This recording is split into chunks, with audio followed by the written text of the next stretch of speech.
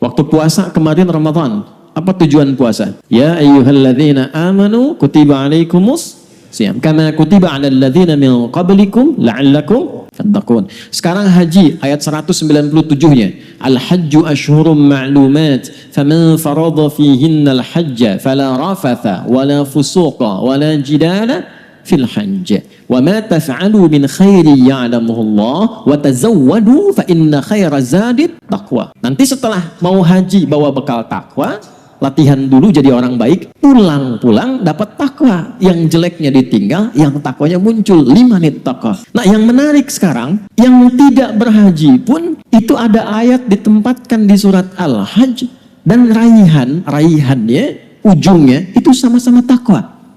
Ayat 37 itu, la yanalallaha luhumuha wala dima'uha walakin yanaluhut taqwa minkum. Takwa lagi. Yang sampai kepada Allah itu bukan dagingnya, hewan, bukan darahnya, tapi puncak ketakwaan Anda dalam menjalani perjalanan 1 hari pertama sampai hari ke-10 Dzulhijjah itu. Dan itu waktunya sama. Di sana hari ke-10 lontar jumrah, di sini hari ke-10 sembelih hewan. Ayatnya sama-sama takwa, hadisnya sama. Setelah lontar jumrah menghadap kiblat, membaca inni wajjahtu wajhiya lilladzi fataras samawati wal arda hanifan musliman wa ma ana minal musyrikin. Inna salati wa nusuki wa mahyaya wa mamati lillahi rabbil alamin la syarika lahu wa bidzalika umirtu wa ana minal muslimin atau wa ana awwalul muslimin. Yang lontar jumrah selesai itu Aqabah tanggal 10, dia menghadap kiblat baca doa itu. Yang nyembelih di sini sama hewannya, hadis riwayat Jabir bin Abdullah dari An-Nasai, menghadapkan ke kiblat lalu dibacakan bismillahi Allahu akbar. Begitu selesai disembelih dibaca doa yang sama. Inni wajjahtu. Coba lihat. Tanggal 9 di sana wukuf, ya kan? Wukufnya di mana? Di Arafah kan? Baik, awas jangan salah tuh.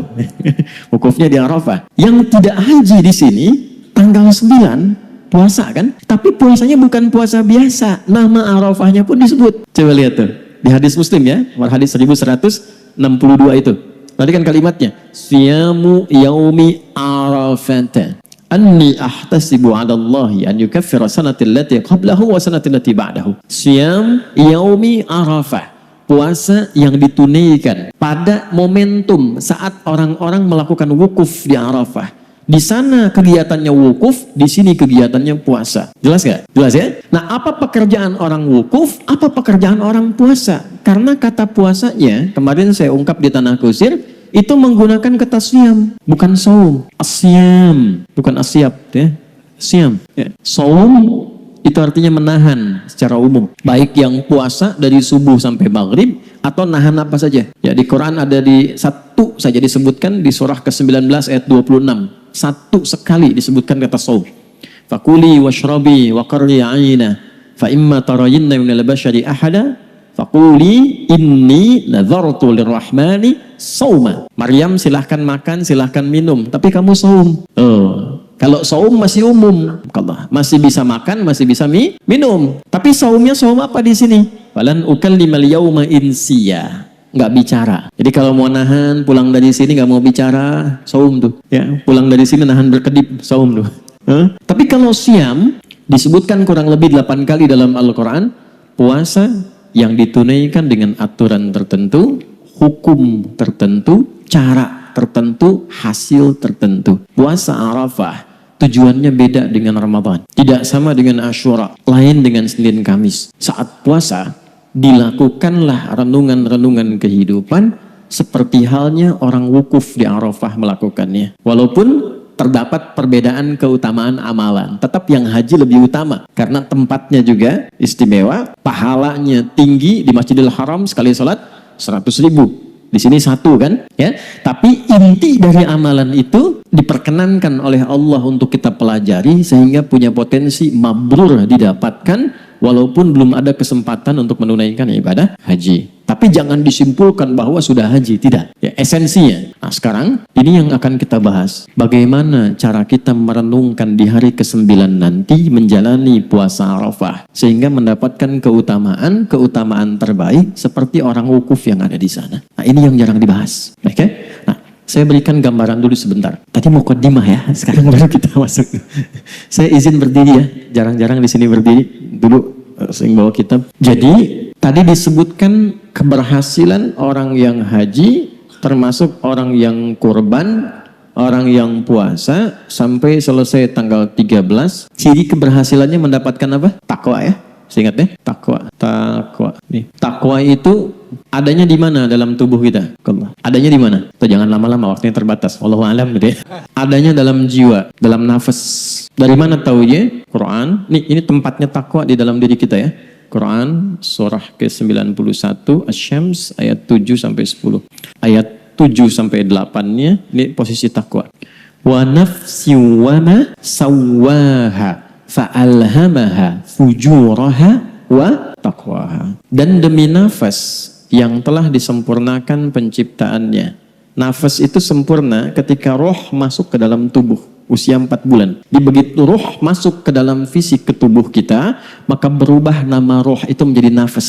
Dari sini dimunculkan kata bernafas karena mulai muncul tanda kehidupan. Saya ulangi ya, roh ditiupkan usia 4 bulan kandungan, masuk ke dalam tubuh kita. Maka ketika menyatu roh dengan fisik, berubah nama roh menjadi nafas. Di situ mulai menyatu, di situ mulai beramal. Jadi nanti kalau seorang meninggal, yang dicabut itu apanya? Roh, tapi ketika rohnya itu pulang, berubah nama cabutannya menjadi nafas. Datang dia dengan roh, pulang dengan nafas. Kullu nafsi dha'iqatul maut. Bukan kullu ruhin. Coba lihat. Ya ayyatuhan nafsul mutmainnah. Bukan ruhul mutmainnah. Kenapa beda? Karena ketika masuk belum ada amal, masih kosong. Ketika menyatu dengan fisik sudah ada amal. Dia pulang membawa amalan. Apa yang mendorong ruh ini untuk beramal, nafas ini untuk beramal? Ini takwa. Adanya dalam nafas. Pelan-pelan ya. Ini kajian agak dalam nih. Untuk mensupport supaya takwanya bekerja, dibuat lawannya. Namanya fujur. Fujur. Ini butuh fokus ya, kajiannya agak dalam ini. Ada fajar, ada infajar, ada fujur. Beda. Fajar, pancaran kebaikan yang membelah sesuatu gelap menjadi terang atau memunculkan yang baik dari yang tidak baik.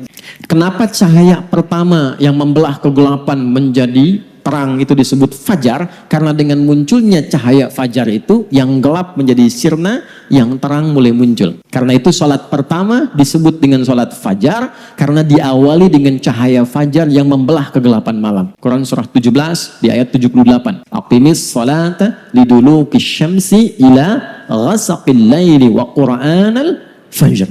Inna qur'anal fajri kana masyhuda. Infajar. Kalau Anda mendapatkan pancaran berupa materi benda, misal gali air nih, ngebor, keluar airnya, itu infajar namanya ya. Contoh Al-Baqarah ayat ke-60, wa idzistasqa Musa liqaumihi faqulna idrib bi'asakal hajar fanfajarat, bukan fafajarat, fanfajarat min husnata asyrata aina.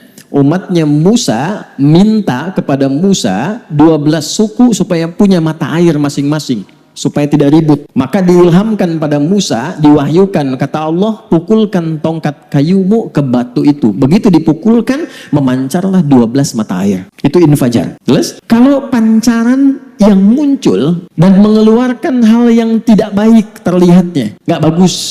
Memancar juga, nggak kelihatan, tapi dorongannya terasa, getarannya terasa, memunculkan hal yang tidak baik. Itu fujur namanya, fujur. Di sini mengarahkan kepada yang baik, di sini lawan dari takwa, terlihatnya seperti tidak baik. Pelan-pelan ya. Contoh, ini semua sifat baik ada di sini. Jujur, rendah hati, sabar, dan seterusnya. Di sini ada lawannya. Ketika di takwa ada jujur, di fujur ada dusta. Jadi Anda nggak bisa mengatakan tidak ada dusta di antara kita. Nah, di fujurnya ada. Potensi dusta itu ada. Nah, rendah hati, di sini ada sombong. Jadi bakat sombong itu ada. Di sini ada sabar, di sini ada amarah. Nah, perhatikan, sekarang fokus baik-baik. Tujuan fujur diciptakan bukan ingin membuat manusia larut dalam kesalahan, tapi supaya menstimulus, mendorong supaya sifat baik yang ditakwa ini muncul. Sebab kalau nggak ada ini nggak bisa diketahui. Contoh, tahu dari mana sabar itu ada? Kalau tidak ada amarah. Nanti ibu pulang ke rumah, Bu, ya, habis ini nggak ada angin, nggak ada hujan, nggak ada panas, nggak ada apa-apa. Ibu pulang bilang sama suami, "Pak, sabar ya, Pak." Kira-kira respon suami bagaimana? Mama sehat, kan? Maka diciptakan dulu ini supaya ini keluar. Sebab kalau tidak ada ini nggak mungkin muncul. Nah, caranya qad aflaha man zakkaha. Hidup orang itu akan menjadi ideal, cenderung bahagia, di rumah tangga bahagia, kan? Di rumah orang juga bahagia, di rumah Allah bahagia, di kantor bahagia, dan sukses. Kapan itu terjadi? Zakkaha, ketika mampu menyucikannya. Nah, sekarang saya tanya, nyuci itu buang bajunya atau buang kotorannya? Nah, gak mungkin ada nyuci buang bajunya, kan? Buang. Nah, sekarang pertanyaannya, mungkin nggak ada baju bersih dicuci? Tidak, kan? Berarti kotoran itu diciptakan supaya muncul bersihnya. Karena nggak mungkin ada bersih kalau nggak ada kotor. Kebayang ya? Nah, maka yang dimaksud di sini, ya, ini diciptakan bukan ingin membuat manusia jadi jelek, bukan. Tapi supaya belajar dari sini, mencari lawannya ke sini. Jadi ketika Anda menemukan amarah, cepat pahami, oh, Allah menginginkan lewat ini sabar saya muncul. Misal, ini ke rumah, suami tiba-tiba marah. Nah, cara mengondisikan supaya cenderung tenang dan nyaman itu cari lawannya. Kalau amarah dititipkan pada suami, oh, berarti yang diinginkan dari saya oleh Allah sabar. Alhamdulillah. Sabar. Nah, kalau dilawan cenderung tidak kondusif. Emang kenapa? Emang kenapa? Gak nyambung ya. Pelan-pelan nih. Jadi singkatnya bagaimana? Cari lawannya. Setiap menemukan yang tidak ideal, cari lawannya. Ada kasus penipuan, ketidakjujuran. Ditampilkan itu supaya kita bisa belajar dari situ, kita menjadi pribadi yang jujur. Ada orang bersikap X, tidak baik, cepat cari lawannya. Kenapa harus kita yang lihat? Kenapa kita yang dengar? Pulang ke rumah dibalik, istri cemberut. Apa lawan cemberut? Senyum, kan? Jadi begitu menemukan istri cemberut, idealnya berdasar ayat ini, suami senyum. Mama, kayaknya kenal, kan? Nah, terus kasih iPhone 16 tuh, selesai tuh. Nah, tapi kan dalam prakteknya tidak semudah mengatakannya, ya kan? Makanya Ustadz juga sama aja. Sama aja. Makanya jarang Ustadz bahas ini ada istrinya tuh jarang. Nah, pertanyaannya kenapa? Kenapa? Karena ada satu makhluk yang sudah meminta kepada Allah supaya minta bagian dari dua yang ada di jiwa ini, dia goda, dia eksploitasi. Keterangan itu ditemukan di Quran surah keempat An-Nisa di ayat 118. Quran surah keempat ayat 118. Kalau mau disempurnakan sampai jenis godaannya sampai ayat 119. La'anahullah, setan dilaknat oleh Allah. Qala la'attakhidhanna min ibadika nasiban mafruḍa. Dan dia berkata, ya Allah, aku diberi kesempatan sampai kiamat menggoda anak cucu Adam, maka aku akan mengambil satu bagian dari jiwanya supaya aku goda, dieksploitasi. Nah, bagian itulah yang ini yang fujur. Awas, hati-hati. Wala udillannahum, aku akan sesatkan lewat sini. Tersesat. Yang harusnya mensupport ke takwa, dia bikin jalan sendiri. Bikin jalan sendiri. Digoda secara halus. Harusnya begini. Harusnya ini, kesini jalurnya. Setiap menemukan dusta, jujur muncul. Setiap menemukan sombong, rendah hati muncul. Jalurnya harusnya ke sini, tapi dia bikin jalur sendiri. Dia bisikin tuh, halus, tembus. Dan dahsyatnya, dibisikinnya dari pintu terluar. Nafas punya pintu kedua namanya kolbu, sesuatu yang bergolak. Kenapa bergolak? Karena di sini tidak selalu sama. Makanya bangun tidur itu pikiran kita sudah bercabang ke pengajian atau lanjut tidur, kan? Bangun malam tahajud atau tidur lagi, kan? Nah, karena ini dua ini, makanya kolbu. Pintu terluar dari kolbu itu sodrun namanya, sodrun. Ini jamaknya nufus, ini jamaknya kulub, ini jamaknya sudur. Kalau dipindah ke sini jadi begini. Nafas inti jiwa, takwa plus fujur. Nafas ada di kolbu, kolbu ada di sodrun. Jadi maaf ya, ini agak dalam ya. Ini dari dalam jiwa kita nih, nafas, nanti keluar memandu seluruh tubuh kita lewat kolbu, lewat sodrun, masuk ke mata. Mata dibimbing takwa, maka mata melihat yang baik-baik. Telinga dibimbing takwa, maka telinga mendengar yang baik-baik. Lisan dibimbing takwa, maka lisan berkata yang baik-baik. Jelas gak? Nah, yang bahaya ini setan masuk dari sini. Sodrun, jamaknya sudur, karena yang digoda bukan cuma 1-2 orang, semua dijamakkan sudur. Buka surat ke 114, surah paling favorit bagi umat Islam di muka bumi saat ini. An-nas alladzi yuwaswisu fi sudur, dia goda dari sini, masuk ke kolbu, tembus ke fujur. Jadi dia bikin jalur sendiri. Yang harusnya fujur ini ke sini, ke takwa, dia bikin jalur sendiri sehingga bocor sini, keluar sendiri dari nafas. Karena ini supportnya tidak ke takwa, tapi keluar sendiri, akhirnya yang muncul sifat-sifat buruk. Itulah yang memandu tubuh berbuat yang tidak baik. Keluarlah perbuatan buruk akibat ini, fujurnya bocor dari nafas. Perbuatan buruk yang dihasilkan dari fujur namanya su. Apa namanya? Su. Karena keluar dari nafas ketemu su, asu, disatukan nafas dengan su, nafsu. Mas, ini bukan ilmu takatik ya. Dari mana taunya? Quran surah 12 Yusuf ayat berapa? 53. Wa ma ubarni'u nafsi innan nafsa la'ammaratum bisu illa ma rahima rabbi. Jadi kalau selama ini ada lisan yang harusnya berkata yang baik dengan sifat takwanya, keluar yang kotor, mencela, ngaji tapi mencela, ya, keluar kata-kata yang tidak baik, berarti ada yang bocor di sini, ya. Awas nih, hati-hati. Ini obatnya spiritual, roh. Tubuh kita kan 3, roh, akal, sama fisik. Kalau punya penyakit fisik, datangnya ke dokter.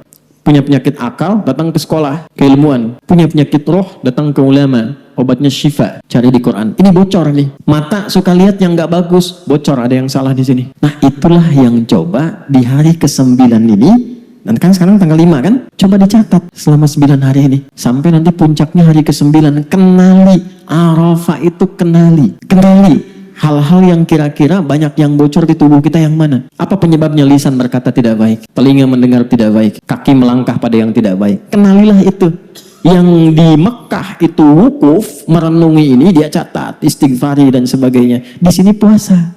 Nah, inilah yang selama 9 hari itu diajarkan bagi kita mengevaluasi diri. Sebab kalau ini yang muncul, yang su tadi, keluarnya pasti salah.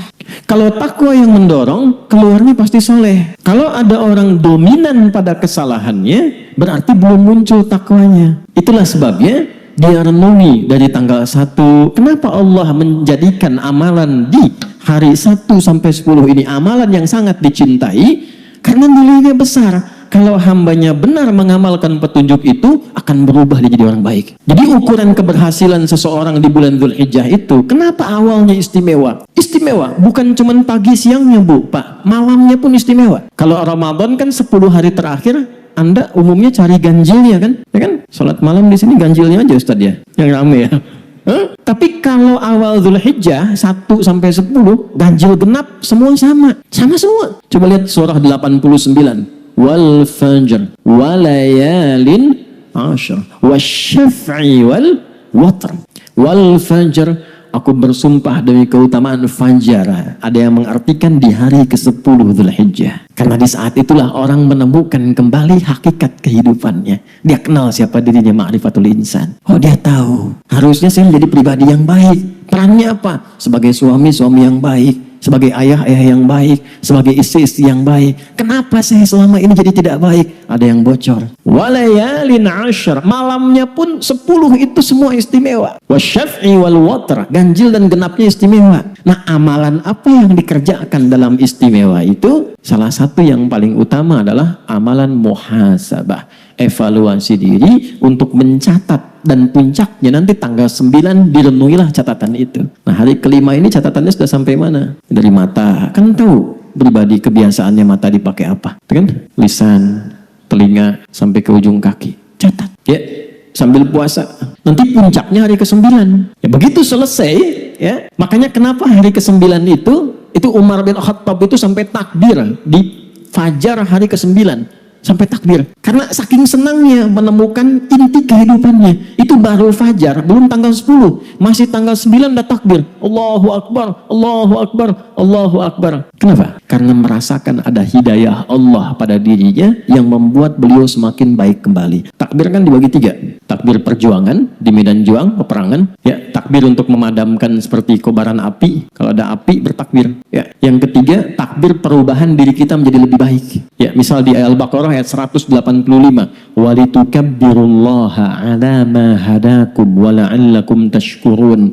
Begitu selesai Ramadan, Anda merasa lebih baik karena Allah kasih hidayah kepada Anda. Disitulah Anda memperbanyak takbir. Nah, Dzulhijjah beda. Begitu hari ke-9 dia merasa, oh ini kekurangan saya, ini kesalahan saya. Dia gembira karena menjadi pribadi lebih baik dari sebelumnya. Maka Umar bertakbir di hari ke-9.